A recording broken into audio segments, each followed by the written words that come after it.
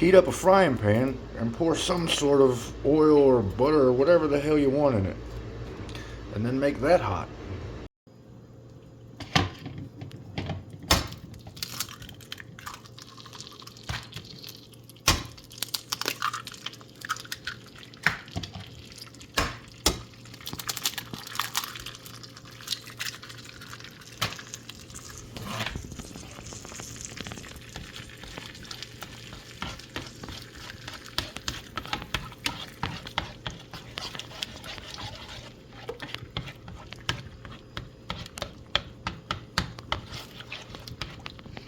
Then let that harden.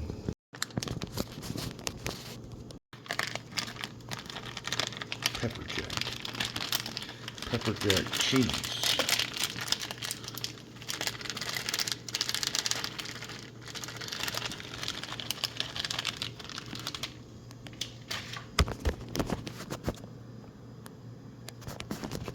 Stir it around. Put it on a plate.